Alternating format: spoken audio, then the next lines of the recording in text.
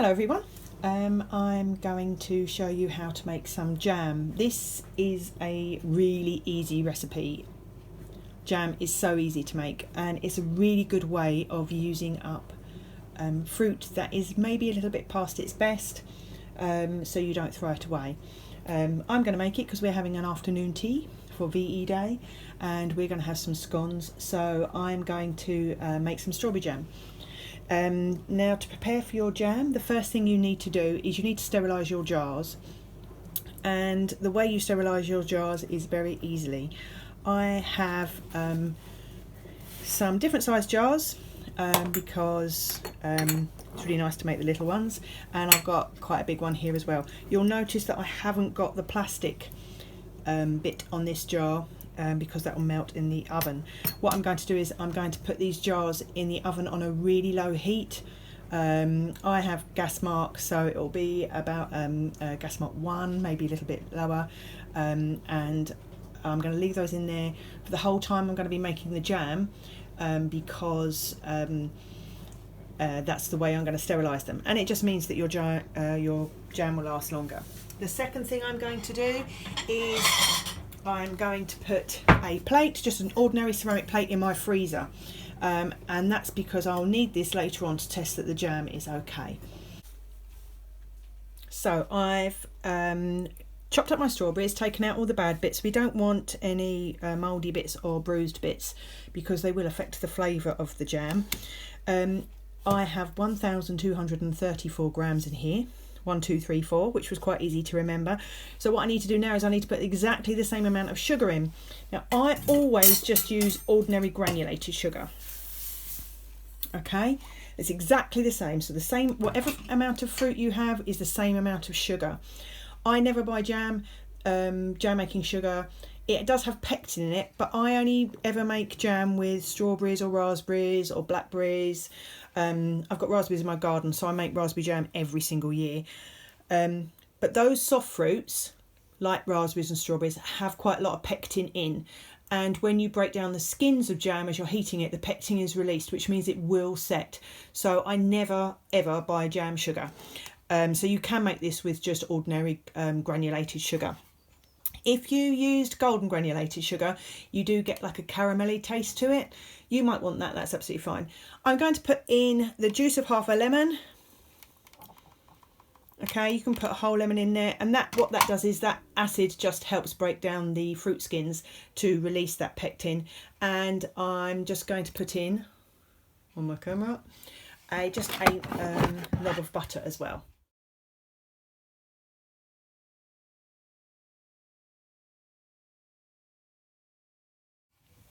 You'll notice that my saucepan is really big because this will bubble up and it will come up, and I don't want it to overflow.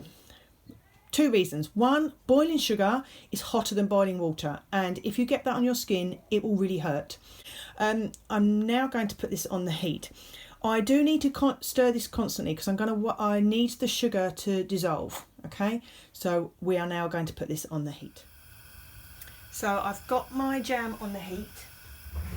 I'm going to use a wooden spoon to stir it, and what I want to do is I want all the sugar to dissolve, and as it dissolves and it breaks down, the lemon juice breaks down the skins of the strawberries, what happens is you get lots of liquid, and we want that liquid to absorb the sugar.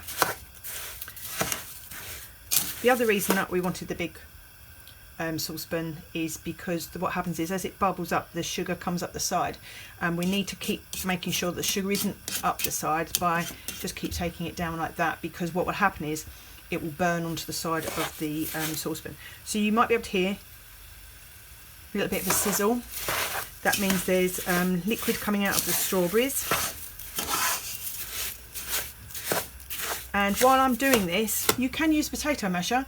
You can break up your strawberries a little bit because you don't really want massive, great big bits of strawberry in your jam. You want them to be quite consistent. So I'm just going to mash it a little bit while I do it. I'm going to put this on time lapse because I'm going to be here for quite a while. This is going to take about at least 10 minutes boiling. So if I'm going to put this on the time lapse, you'll see how it changes. And then when I've got a suitable time that I need to stop and talk to you, then I will. But you can see now that my sugar isn't white anymore. It's all pink where it is being dissolved in the juice that's being broken down by the strawberries, which is the heat and the acid, and that pectin is going to help us make our jam.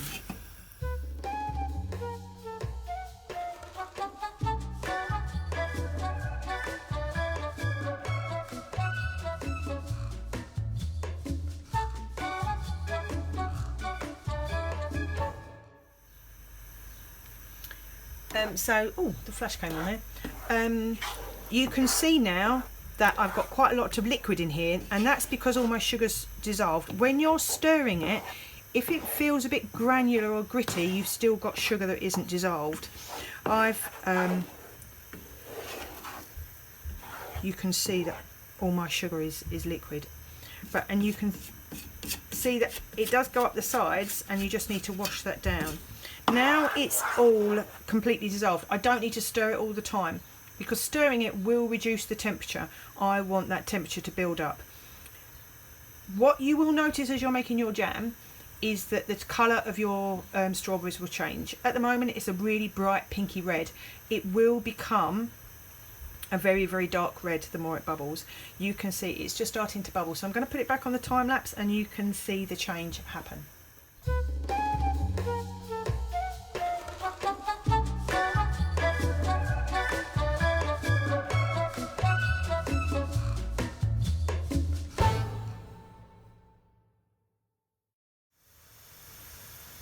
Okay, so you'll see that now it's starting to bubble all over, and just now and again I'm just giving it a bit of a stir. You've got to be careful because as it bubbles the level rises, which is one of the reasons we did it in this really big saucepan, because we really do not want to get this jam on our skin. Please be really, really careful as you're stirring this because it will be a lot more painful than just being scalded by boiling water. I might get the temperature probe out and show you how much this, how hot this is. I think I don't measure the temperature when I'm making jam, but I think it's about 120 degrees centigrade that you do it. And you can see this is starting to come up, so I need to adjust the heat so it just stays on a very, very gentle rolling boil. When I'm making this at school with students, I say to them that this is much like you would imagine a witch's cauldron to be. Oil bubbling over and coming up all in a rolling boil. Okay, so I'm just going to turn the temperature for that down so there is a constant rolling boil, but it's not coming up in the saucepan. When you're making jam and you're following the recipe, it'll ask you to take the froth off. I tend to leave that quite a bit because what happens is the froth disappears a little bit and you don't want to take away the jam, so I leave it right till the very end. It's not a massive deal if you leave it on. It's just a little bit foamy at the top of your jam. I very often don't bother taking it off. But you can see that's a really nice rolling boil now. It's not coming up in the saucepan. It's staying where it is, the same level. I've adjusted the heat. But you can pretty much see that because this is a gas cooker, that the heat is in this circle here. So to make sure that I've got a consistent jam, I just keep moving it. And you might notice that this has become quite dark in colour now as well. It's not that bright pinkish red, it's becoming a much darker red.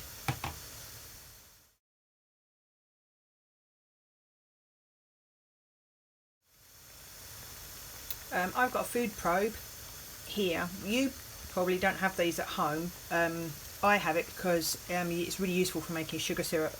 And when you turn it on, you just hold it in and it takes the temperature up. I've just googled it and the temperature that I need is about 106 degrees. So you can see that's pretty much going all the way up.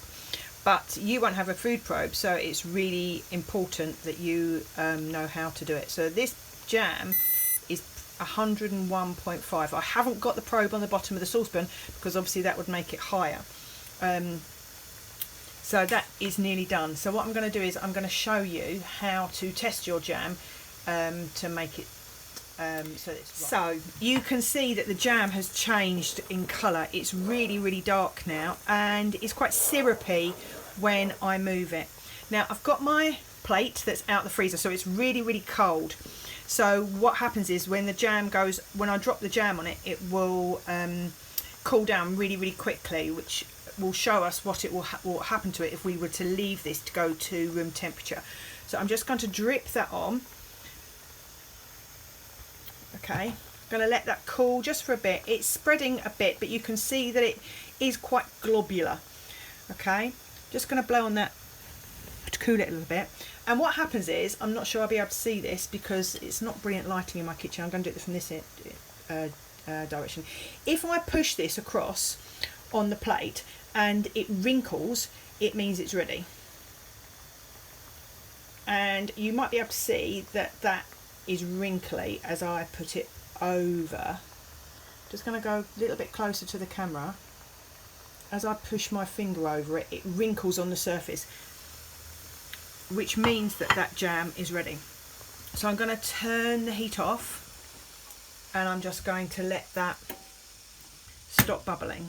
Okay, at this point, if you want to, you can take the froth off. Now you'll notice that the froth has pretty much disappeared, which is why I don't like to take it off, because it is it's become jam. But look how dark and fantastic that jam looks. I'm just going to leave it for a couple of minutes and then we're going to put it into the jam jars. Okay, so I've got my jam jars out of the oven. These are really, really hot. One thing I didn't say earlier on, you will notice that I didn't actually put the lids in. You don't want to put the lids in, okay? It does get a bit hot in your kitchen when you're making jam, which is always a problem because when you're making jam is when the fruit is in season. And summer is when we have our strawberries and raspberries, and when I'm making jam, so it's always really, really hot anyway in the summer when you're making your jam. Remember, this is very, very dangerous. So if you have an adult to help you, that'd be brilliant. But there is a number of tools that you can use to make your jam. I'm just going to get my ladle out. Sorry about the clanging. So you can use a jam, which can put it in, or I prefer to use a jug. Now you can buy preserving jugs that you can use, but I'm just going to use a plain Pyrex jug. This will withstand the heat of my jam. I'm just going to move my jam jars out of the way. It can be a little bit messy. If you do spill your jam, leave it until it has cooled down for you to move. Okay, so I'm just going to tip that into my jug. Be very careful because it does splash, and you will see that even though my saucepan has got quite cool handles, I'm still wearing oven gloves, and you can see it is a little bit mucking. Okay, so I'm going to decant this into my jars. I'm holding my jam jars with the oven gloves. Look at those lovely bits of strawberries, and then I'm just going to put that to one side. I always sterilise more jars than I need, because the last thing you really want to do is make loads of jam that you can't put into jam jars.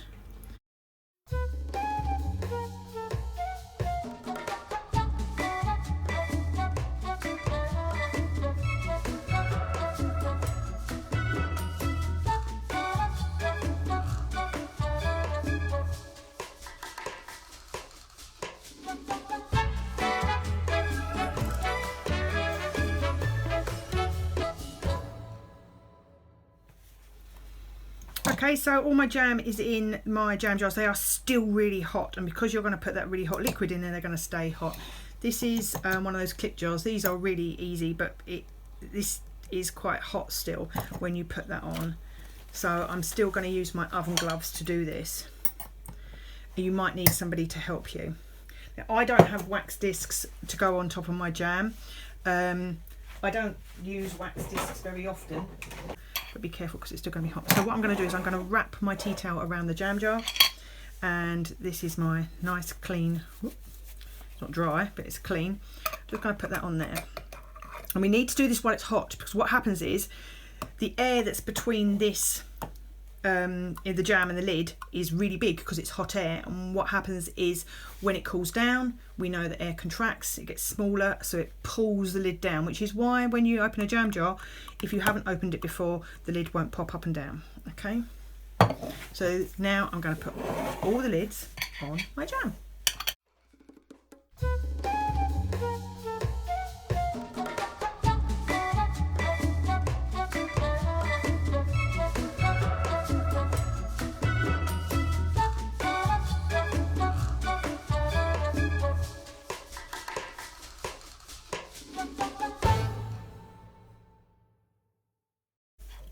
If you make your jam and when you go to have it, it's too runny, you can actually reheat it again and it will thicken up.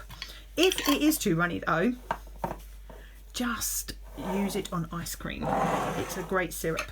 So basically you've made a syrup rather than a jam, and which is obviously great. If I have too much fruit, I will make a syrup and strain it, and I will make a no churn vanilla ice cream, and then I put the ripple through it and then freeze it, and that is a great way to use up old fruit. Or if like me you have tons of fruit in your garden in the summer, that's a good way of using it up as well.